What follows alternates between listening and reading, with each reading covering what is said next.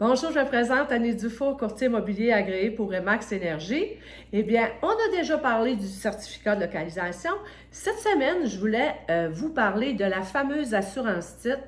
C'est presque à chaque transaction que soit le vendeur ou l'acheteur doivent prendre une assurance titre. Je voulais faire la lumière un peu là-dessus parce qu'il faut savoir, c'est que l'assurance titre est une assurance de dommages. Elle a pour but d'indemniser l'assuré qui subit des dommages suite à la réalisation d'un risque couvert jusqu'à concurrence du montant de la couverture. Elle ne corrigera pas l'irrégularité. Celle-ci subsiste et l'assureur n'interviendra que si l'assuré subit un dommage. Le fonctionnement, eh bien, l'assurance titre est souscrite par le notaire, elle est payable en un seul versement et ne présente aucune franchise en cas de réclamation. Elle peut viser la protection de la banque seulement. Dans ce cas, elle est aux frais du vendeur ou de l'emprunteur et indemnisera la banque en cas de pépin. Elle peut aussi viser la protection de l'acheteur d'une propriété.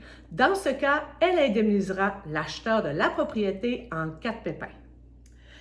Le notaire qui procède à l'examen des titres et à l'analyse du certificat de localisation décèlera les irrégularités et les corrigera. Cependant, il peut arriver qu'il soit impossible de mettre en place les correctifs appropriés avant la date prévue pour la signature de l'acte de vente. Selon la gravité de l'irrégularité découverte, eh bien, un notaire pourrait suggérer de vérifier si un fournisseur d'assurance titre accepte de couvrir les risques qui y sont liés afin de ne pas retarder indûment la conclusion de la transaction. L'assureur n'est pas obligé d'accepter ce risque découvert et connu, puisque le principe qui prévaut en matière d'assurance est à l'effet que tous les risques connus de l'assuré sont exclus.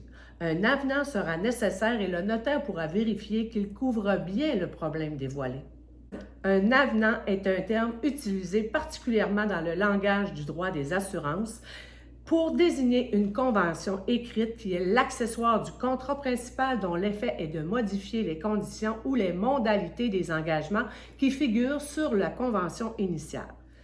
L'assuré sera l'acheteur et normalement, c'est le vendeur qui assume le paiement de la prime unique en raison de la garantie du droit de propriété à laquelle il est tenu envers l'acheteur. Passons aux exemples maintenant.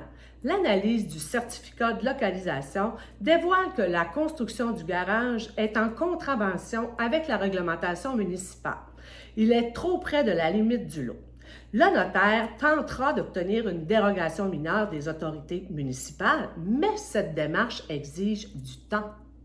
Le notaire expliquera à l'acheteur les risques liés à l'existence de cette irrégularité, soit la municipalité peut exiger que le garage soit déplacé ou démoli. L'acheteur devra décider s'il accepte ou non de signer l'acte de vente avant que la municipalité ait confirmé qu'elle accorde la dérogation mineure. Il y a quand même un risque, là. S'il accepte, le notaire suggérera diverses solutions pour protéger adéquatement à la fois le vendeur et l'acheteur, dont l'obtention d'une police d'assurance titre si un assureur accepte de couvrir le risque.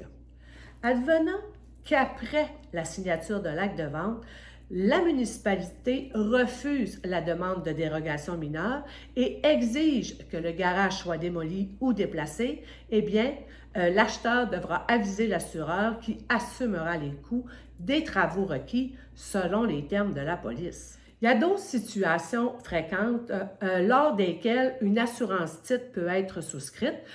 Un autre exemple, la propriété convoitée présente des non-conformités avec la réglementation municipale, comme par exemple des marges non conformes et qui ne bénéficient pas d'un droit acquis, ou encore une piscine, une galerie ou un autre élément se trouvant dans une servitude en contravention avec la réglementation municipale ou en concurrence avec le droit d'un tierce. De prime abord, une solution pour régler la situation de façon permanente devrait toujours être recherchée. Ainsi, une dérogation mineure pourrait être accordée par la municipalité, une lettre de tolérance pourrait être émise par celui qui bénéficie de la servitude ou encore une servitude d'un voisin pourrait, par exemple, être obtenue selon la problématique visée.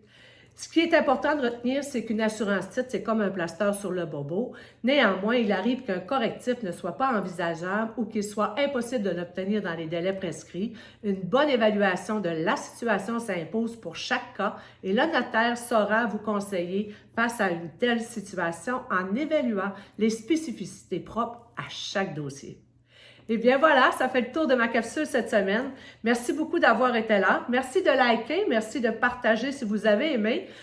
Vous avez des questions, vous n'hésitez pas, vous avez des liens en haut, en bas de la capsule pour me joindre facilement. Ça va me faire plaisir. C'est gratuit. Donc, sur ça, eh bien, on se dit à la semaine prochaine. Bye!